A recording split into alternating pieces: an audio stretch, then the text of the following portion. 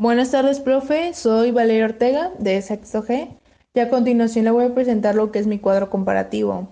Bueno, el tema del cuadro comparativo es el pensamiento prefilosófico en las civilizaciones antiguas y su transición a la filosofía.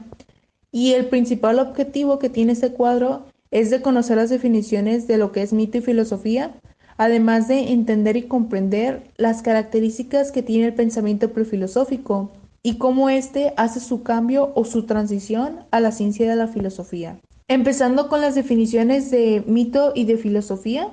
Bueno, en filosofía en griego quiere decir amor a la sabiduría, y esta se refiere a la ciencia que se ocupa de responder las grandes interrogantes que desvela el hombre, ya sea en conceptos abstractos como la existencia, la verdad y la ética.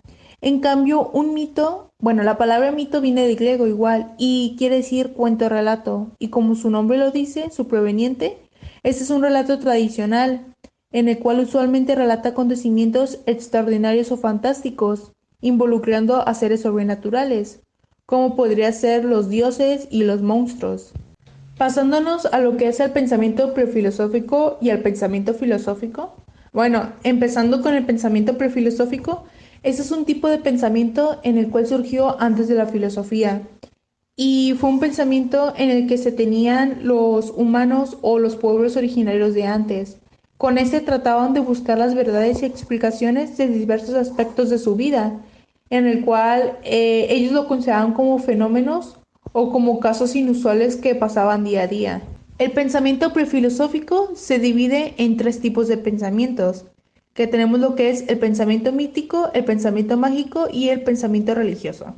Empezando con lo que es el pensamiento mítico, ese es un tipo de pensamiento en el cual pretende comprender la realidad de las cosas, pero este se va por medio de lo irracional o por lo medio de lo fantasioso. Algunas características que sobresalen de este es que participan mucho lo que son los seres sobrenaturales. Es incuestionable, ya que no admite cuestionamientos, no se demuestra, no verifica si es verdad o es falso las cosas que se están diciendo. Se basa más en el sentimiento que en la razón. Y aparte, este pensamiento determinaba las características esenciales de las sociedades o de un individuo de antes. Un ejemplo de este tipo de pensamiento es como por ejemplo el mito de la creación maya. En el pensamiento mágico aquí se da atribuciones ilógicas a ciertas causas que se hacen sin pruebas empíricas. Es decir, la persona da afirmaciones a cosas que no tienen lógica y ni siquiera están comprobadas.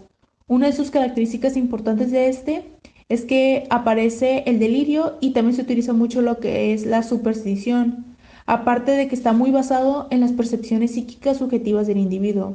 Y un ejemplo de ello, de antes de las civilizaciones antiguas, es que, por ejemplo, los egipcios tenían la creencia de la reencarnación de los faraones. Por último, tenemos lo que es el pensamiento religioso, que este tipo de pensamiento nos permite sentir confianza y fe en algo que no se puede comprobar, además de que está basado en un sistema de creencias indemostrables. Algo que lo caracteriza mucho es que se puede heredar por generaciones, es impartido por instituciones religiosas como las iglesias y las parroquias.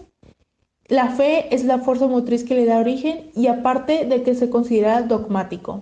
Bueno, un ejemplo de este tipo de pensamiento, aquí podría entrar cualquier práctica religiosa, sería un ejemplo de ella. Después tenemos lo que es el pensamiento filosófico, que a diferencia de los otros tres pensamientos, ese es un pensamiento crítico y racional, que trata de indagar o de buscar respuestas sobre aquellos hechos esenciales que la ciencia aún no ha podido responder. Algo que lo caracteriza mucho es que busca cómo comprobar todos estos hechos, porque su objetivo es encontrar el principio del todo junto con sus causas. Llego a la conclusión de que el pensamiento prefilosófico tuvo su transición a la filosofía cuando los seres humanos de antes ya intentaban explicar la realidad de las cosas, pero en toda su complejidad, yéndose más por el sentido de la razón que por lo ilógico y por lo fantástico. Es por eso que gracias a eso, ahora en la actualidad, nosotros intentamos buscar las razones de los fenómenos o de las cosas que suceden a nuestro alrededor, pero siempre respaldadas o comprobadas por algo científico. Bueno, eso es todo por mi parte. Muchas gracias.